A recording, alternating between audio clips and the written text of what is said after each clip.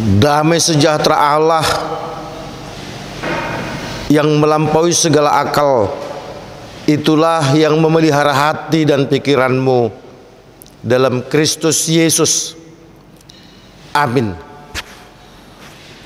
Firman Tuhan yang akan kita dengar sebagai dasar khotbah pada ibadah kita hari ini yang diberi nama Minggu pertama setelah Trinitatis, diambil dari 2 Korintus pasal 4, dimulai dari ayat 5 sampai dengan ayat 12.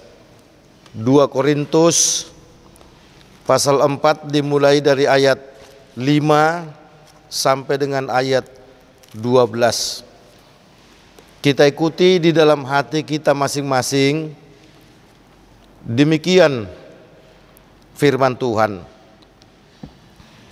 Sebab bukan diri kami yang kami beritakan, tetapi Yesus Kristus sebagai Tuhan, dan diri kami sebagai hamba-Mu karena kehendak Yesus.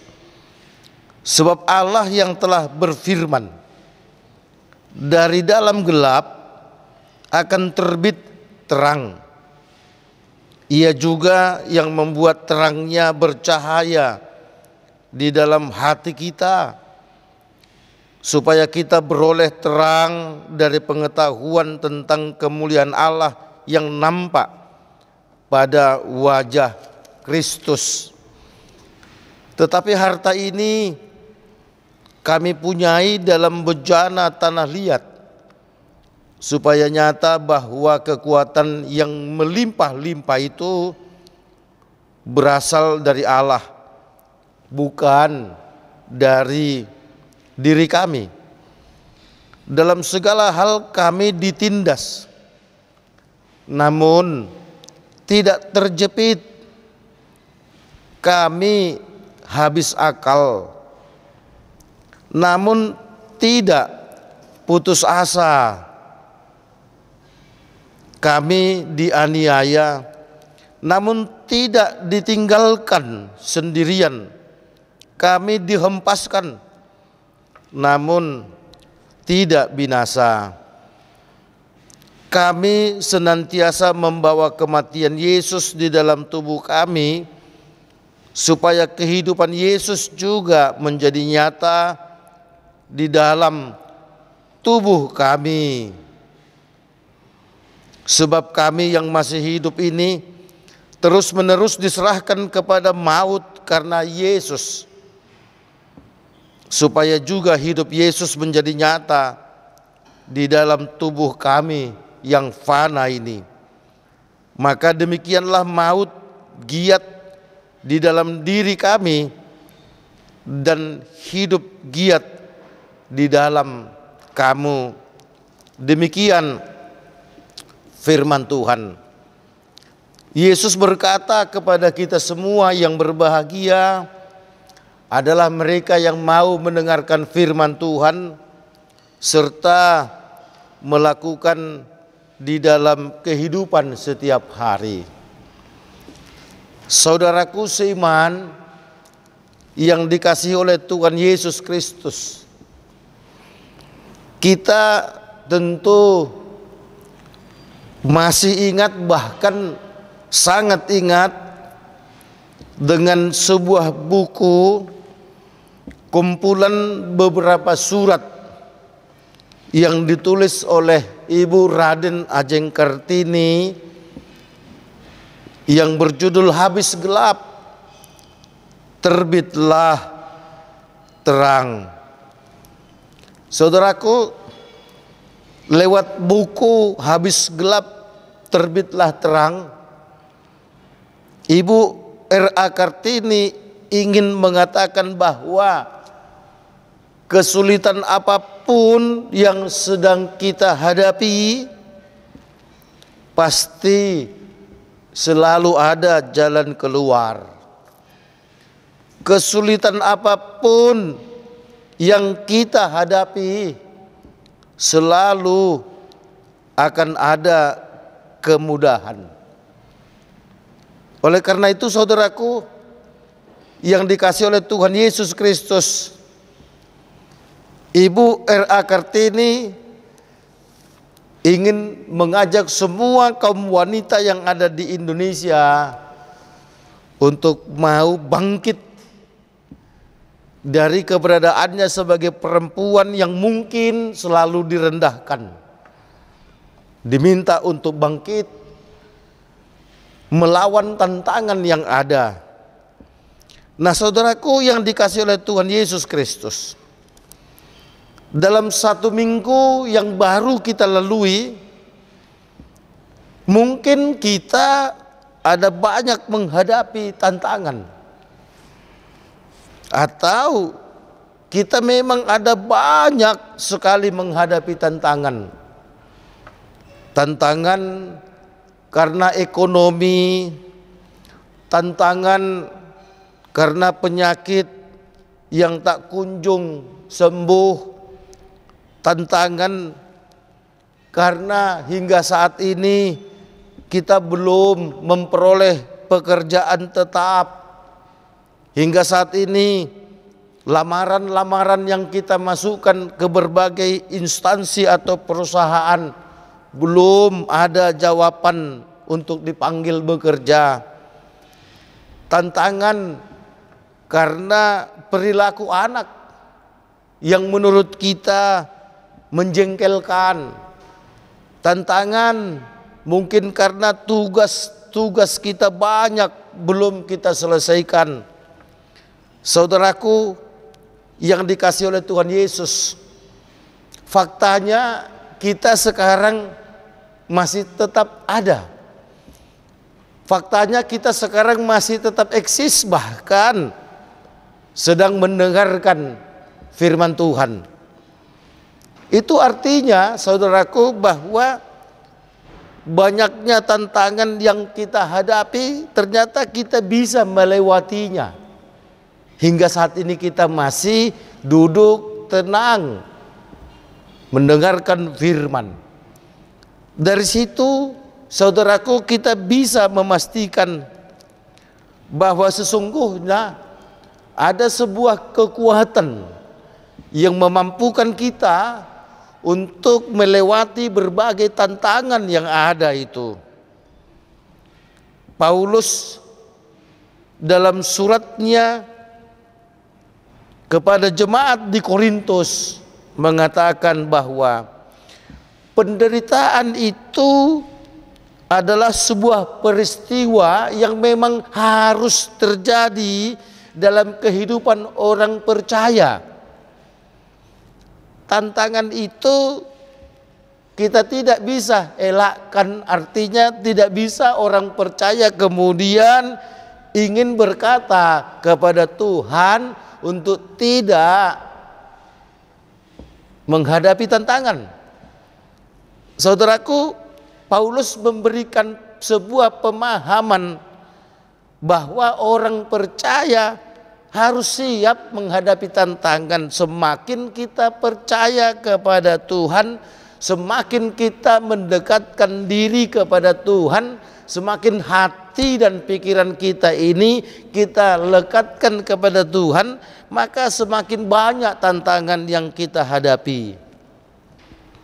Oleh karenanya Rasul Paulus pun ingin mengatakan bahwa tantangan, penderitaan, pergumulan itu adalah bahagian yang memang harus dilalui orang-orang yang percaya kepada Tuhan Yesus. Nah saudaraku yang dikasihi oleh Tuhan Yesus, Rasul Paulus ingin mengatakan bahwa ketika kita semakin melekatkan diri kepada Tuhan Yesus, semakin menggandengkan diri kita kepada Tuhan Yesus, walau ada banyak tantangan, sesungguhnya kita pasti dapat melewati perjalanan hidup kita yang penuh dengan tantangan ini. Kita dapat menjalani perjalanan panjang yang penuh dengan pergumulan hidup ini, Rasul Paulus ingin mengatakan bahwa ada sebuah kekuatan yang bersumber daripada Allah. Topik minggu kita pada minggu pertama Trinitatis ini mengatakan kekuatan berasal dari Allah. Saudaraku yang dikasihi oleh Tuhan Yesus, ada banyak kekuatan yang bisa kita lihat, kita bisa rasakan, dan faktanya ada banyak juga orang-orang Kristen yang mencari kekuatan yang bukan berasal dari Allah, tetapi berasal dari dunia. Tak jarang orang Kristen, saudaraku, rajin ke gereja, rajin berdoa, bahkan rajin juga mengikuti ibadah keluarga, bahkan aktif dalam berbagai kegiatan di gereja, tetapi dia juga masih suka mencari kekuatan-kekuatan yang bersumber dari dunia. Pergi ke dukun, pergi ke pantai selatan yang konon katanya di sana ada kuasa yang bisa didapatkan dari Nyi Roro Kidul. Naik ke gunung, pergi bersemedi ke dalam gua. Dan saudaraku yang dikasihi oleh Tuhan Yesus Kristus, bisa saja orang merasakan dan mendapatkan sebuah kekuatan yang dahsyat ketika dia pergi ke dukun, ke pantai selatan, ke gunung, ke gua. Tapi yang pasti saudaraku, kekuatan-kekuatan yang seperti itu sifatnya hanya sementara. Dia tidak berkepanjangan, dan pasti suatu ketika kita akan mendapatkan kerugian daripada keberuntungan. Nah saudaraku, biasanya kekuatan-kekuatan yang kita peroleh dari dunia itu pasti dia akan meminta tumbal. Harus ada yang dikorbankan. Apakah sahabat kita? Apakah keluarga kita?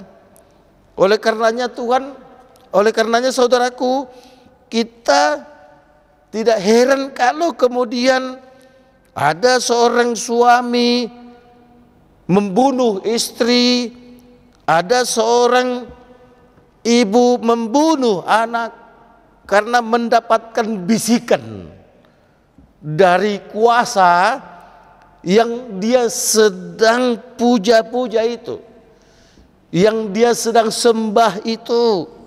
Ada kuasa, ada bisikan roh yang mengatakan matikan dia, bunuh dia. Nah saudaraku yang dikasihi oleh Tuhan Yesus Kristus, Rasul Paulus ingin mengatakan bahwa Yesus Kristus itu adalah sumber kuasa, sumber kekuatan.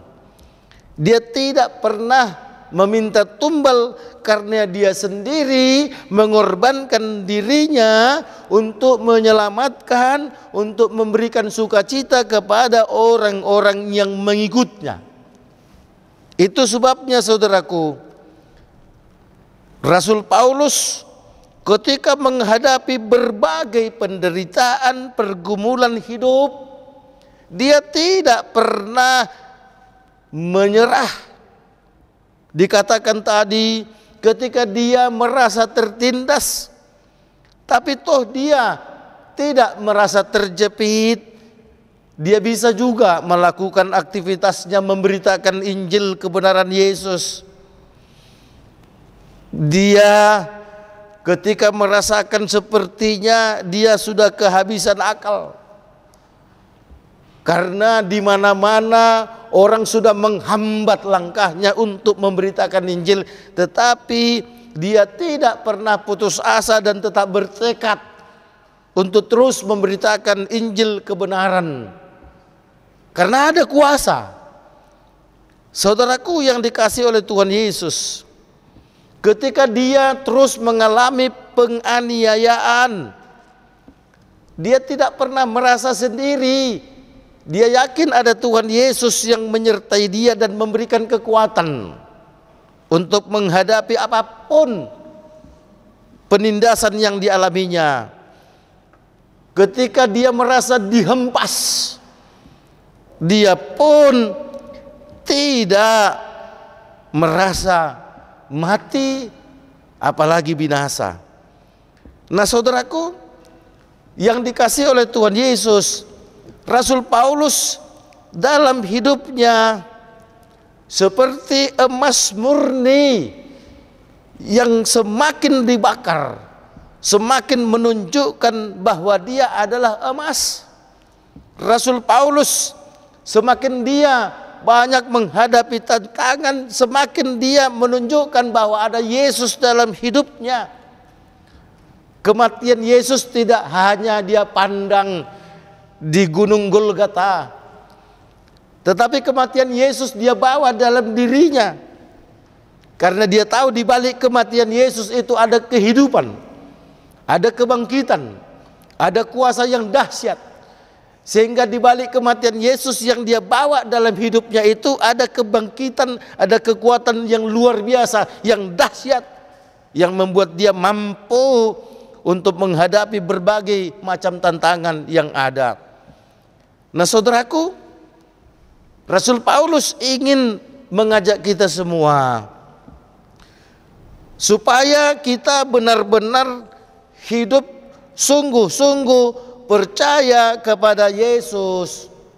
Jangan ada kepura-puraan, jangan ada setengah hati, tapi benar-benar hidup kita utuh, sepenuhnya kita arahkan kepada Tuhan Yesus. Sehingga dengan demikian kekuatan yang berasal dari Yesus itu semakin kita rasakan. Kekuatan dari Allah itu semakin kita bisa rasakan. Atau dengan kata lain, kekuatan yang dari Allah itu hanya bisa dirasakan oleh orang-orang yang sungguh-sungguh percaya kepada Tuhan Yesus, baik pagi, baik siang, baik sore, baik malam. Jangan pernah menyerah, melakukan yang terbaik walau banyak orang yang membencimu. Rasul Paulus terus melakukan yang terbaik di hadapan Allah, walau banyak orang yang membenci dia, tapi pada akhirnya dia bangkit tampil sebagai pemenang. Nah saudaraku yang dikasihi oleh Tuhan Yesus, kita bisa bayangkan sebuah ember atau sebuah drum yang kemudian diisi dengan air, dan kemudian airnya itu berlimpah ruah. Maka saya bisa bayangkan saudaraku, orang-orang yang sungguh-sungguh percaya kepada Yesus akan mendapatkan kuasa yang melimpah, bagaikan air yang terus melimpah keluar dari ember. Saudaraku, kuasa itu tidak akan pernah habis. Dia bagaikan air yang terus mengalir atas kita.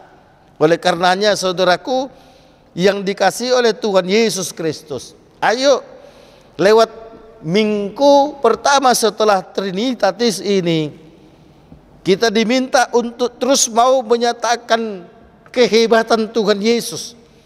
Kita mau menyatakan kedahsyatan Tuhan Yesus.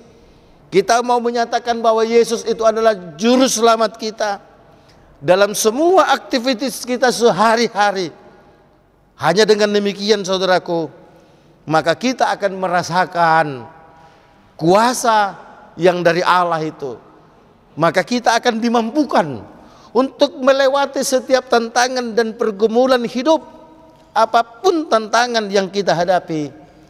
Maka lewat kesungguhan kita untuk terus percaya kepada Yesus, Dia akan memberikan kuasa kepada kita, tidak hanya menaklukkan, tetapi mematikan setiap tantangan yang ada. Maka kita akan tampil menjadi pemenang, karena Yesus ada di dalam kita dan kita pun ada di dalam Yesus. Amin. Terima kasih Tuhan atas kebaikan-Mu yang kami rasakan. Di tengah kesibukan kami, di tengah kelelahan kami, di tengah kejenuhan kami boleh merasakan keteduhan, ketenangan. Terlebih ketika kami terus menerima siraman firman-Mu. Terima kasih Tuhan, karena kami sungguh merasakan kekuatan yang dari Tuhan, sehingga kami mampu untuk menyingkirkan, menaklukkan setiap pergumulan hidup yang ada di depan kami, sehingga kami hingga sekarang tetap eksis dan tetap menyatakan bahwa kami adalah anak-anak Tuhan. Terima kasih Tuhan buat Yayasan Badan Kerjasama Marturia yang terus Tuhan masih pakai hingga sekarang untuk perpanjangan tangan Tuhan, untuk perpanjangan mulut Tuhan, untuk perpanjangan kaki Tuhan, menyatakan kebenaran Injil-Mu, bahwa Engkau adalah juru selamat. Tuhan yang di surga, kami mohon biarlah kesungguhan kami untuk mempercayai Tuhan Yesus semakin nyata, supaya dengan demikian Tuhan kuasa-Mu juga akan semakin nyata dalam kehidupan kami. Di tengah perjalanan hidup kami di zaman teknologi yang semakin canggih ini, iblis juga semakin canggih untuk memberikan tantangan kepada kami lewat apapun. Tapi kami juga boleh merasakan bahwa Tuhan pun masih terus memperlengkapi kami dengan kuasa Roh Kudus-Mu, sehingga kami Tuhan dimampukan untuk menaklukkan setiap tantangan yang kami hadapi. Oleh karenanya Tuhan, mampukan kami untuk terus menyatakan kebenaran-Mu di sepanjang kehidupan kami setiap hari. Dalam Yesus kami berdoa. Amin.